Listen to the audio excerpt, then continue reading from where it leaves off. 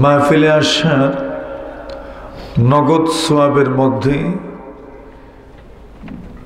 সুবহানাল্লাহ, আলহামদুলিল্লাহ, লা ইলাহা ইল্লাল্লাহ এগুলো বলা, এগুলি নগদ লাভ।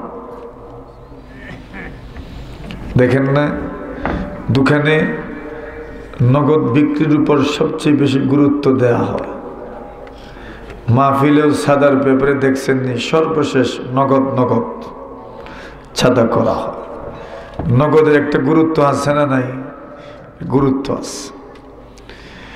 এই মাহফিলের নগদ লাভ যে এখানে আসার কারণে আমি একবার সুবহানাল্লাহ বলতে পারবো, আলহামদুলিল্লাহ বলতে পারবো। আর রাসূলুল্লাহ সাল্লাল্লাহু আলাইহি ওয়াসাল্লাম বলেন, কেউ যদি একবার সুবহানাল্লাহ পড়ে, রাসূলুল্লাহ বলছেন আল্লাহ পাক তার নেকির পাল্লার অর্ধেকটা ভরে দেন। কয়বার বললে? মাত্র একবার।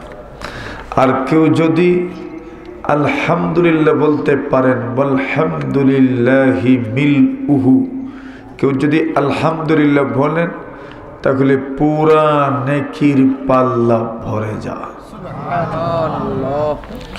এবার আপনি অনুমান করেন, যারা বলতে পারে এবং যারা বলতে পারেন না তাদের সওয়াবে কি পরিমাণ ব্যবধান হওয়ার কথা। বলছেন এই দুনিয়াতে যারা একবার সুবহানাল্লাহ বেশি বলেছেন আর যিনি সুবহানাল্লাহ একবার কম বলেছেন, বলছেন ওনাদের জান্নাতের পজিশনের মধ্যে কি পরিমাণ ব্যবধান হবে।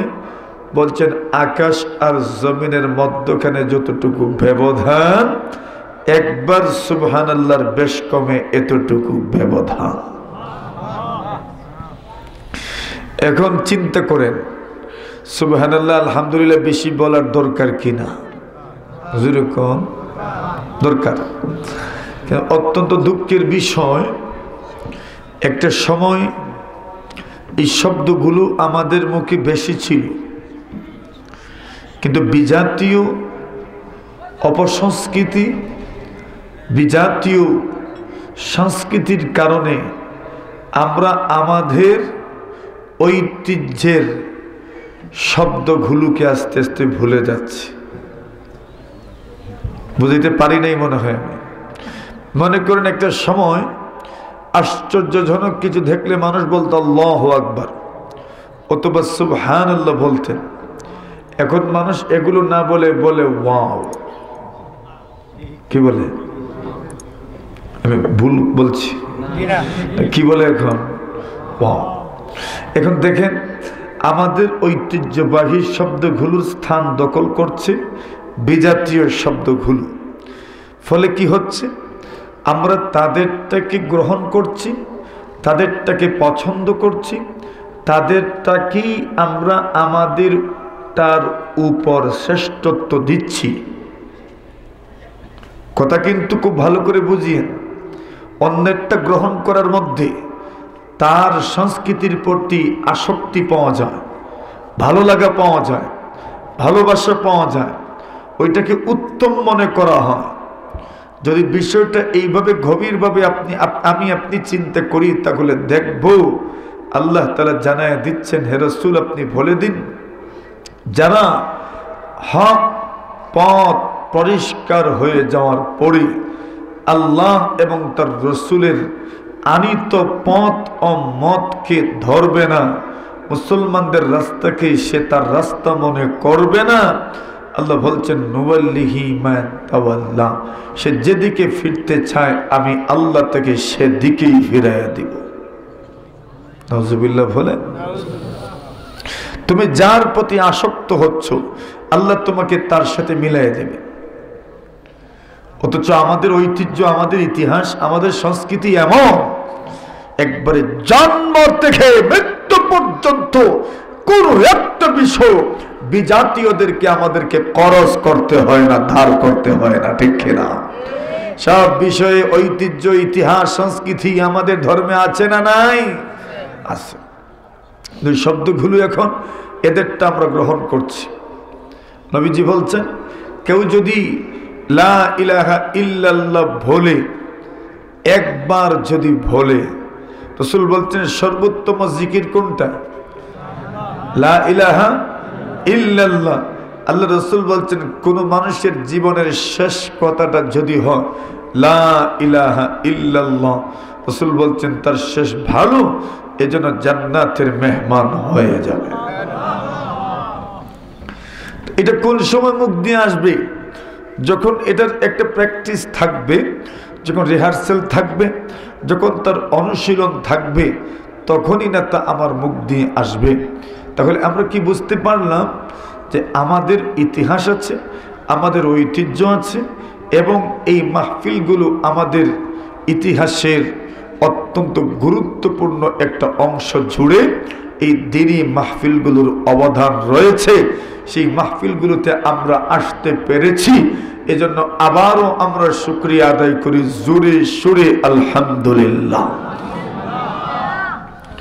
আমাদের সামনে পথ দুইটা, কয়টা? একটা সফলতার পথ, আরেকটা ব্যর্থতার পথ। এই দুই পথেই আমাদের বিচরণ আছে না নাই? আছে। সব মানুষ তার জীবনে শুধু সফল না ব্যর্থও হয় নাকি? সবাই সফল, ব্যর্থ হয় না কেউ? লস হয় না, নোকসান হয় না, ক্ষতি হয় না? ক্ষতিও হয়। কিন্তু বলেন তো, ক্ষতি হয় ঠিক আছে, মেনেও নেই, কিন্তু ক্ষতি হোক এটা চায় কয়জন? কেউ চায়নি বলে আমার ক্ষতি হোক, এটা কেউই চায় না। ক্ষতি হয়ে গেলে মেনে নে, আল্লাহ তাআলার ফয়সালার উপর সন্তুষ্ট থাকে, এটা হচ্ছে তার ঈমানের পরিচয়। কিন্তু ক্ষতি হোক এটা কি কেউ চায়? চায় না। আল্লাহর হাবিব বলেন, কুল্লু ইমরিইন মুসাব্বিহুন ফাবাইউন নাফসাহু ফামুতিকুহা আও মুবিকুহা। আল্লাহর হাবিব বলেন, প্রত্যেকটি মানুষ ঘুম থেকে জাগ্রত হয়, ঘুম থেকে জাগ্রত হওয়ার পরে রাসূল বলেন সে নিজেকে বিক্রি করে দেয়। রাসূল বলেন তার নিজের সওদা করে তার নিজের দাম উঠায়। রাসূল বলেন নিজের নফসকে, নিজের জানকে নিজেকে বিক্রি করে দেয়। রাসূল বলেন বিক্রয়ের মধ্যে সবাই যে লাভবান হবে এমন নয়, মাঝে মধ্যে মানুষ ক্ষতিগ্রস্ত হয়ে যায়। রাসূল বলেন ফামুতিকুহা আও মুবিকুহা। আল্লাহর হাবিব বলেন ওই ব্যক্তি যখন তাকে বিক্রি করে, আল্লাহর হাবিব বলেন সকালবেলা সেই তাকে এই পৃথিবীর বিভিন্ন কাজে কর্মে জড়ায় দেয়। আল্লাহর হাবিব বলেন হয়তোবা সফলতার পথ বেছে নেই, আর না হয় ব্যর্থতার পথ বেছে নেই। সকালবেলা ঘুম থেকে ওঠার পরে আপনি সফলতার পথ বেছে নিলেন নাকি ব্যর্থতার পথ আপনি বেছে নিলেন, আপনি জানেন। আমারটা আমি জানি, আপনারটা আপনি জানেন। রাসূল বলেন একটা পথ আছে সফলতার, আরেকটা পথ আছে ব্যর্থতার। কোন পথে সফলতা, কোন পথে ব্যর্থতা, তাও তো জানতে হবে। যদি জানা যায় তবে নিজেকে সফল বানানো যাবে, ব্যর্থতার হাত থেকে বাঁচানো যাবে। রাসূল বলেন এই দুনিয়াতে যদি তুমি চলতে চাও, এই দুনিয়াই হচ্ছে তোমার জন্য আখিরাতের ফসল ফলানোর জায়গা। এই জায়গাতেই তুমি সফল হবে, আর না হয় ব্যর্থ হবে। তবে তোমার সফলতা আর ব্যর্থতার পুরস্কার প্রতিদান এই দুনিয়াতেই দেওয়া হবে না, পরকালের জন্য বড় অঙ্কের একটা প্রতিদান বরাদ্দ থাকবে। আল্লাহর হাবিব বলেন তবে শোনো, কোন পথে সফলতা আছে, কোন পথে ব্যর্থতা আছে শোনার দরকার নেই। দরকার আছে। আল্লাহর হাবিব বলেন সালাসুম মুহলিকাত ওয়া সালাসুম মুনজিয়াত ওয়া সালাসুম কাফফারাত ওয়া সালাসুম দারাজাত। হিসাব করতে হবে। রাসূল বলেন তিন জিনিস মানুষকে ধ্বংস করে দেয়, তিন জিনিস মানুষকে রক্ষা করে, তিন জিনিস মানুষকে গুনাহ থেকে মুক্ত করে, তিন জিনিস মানুষের গুনাহ মাফ করে দেয়। আরো তিনটে জিনিস এমন আছে যে তিনটা জিনিস মানুষের জান্নাতে আর দুনিয়াতে পজিশন বাড়ায় দেয়। কয়টা? মোট কয়টা হয়েছে এখন? আবার ভুল।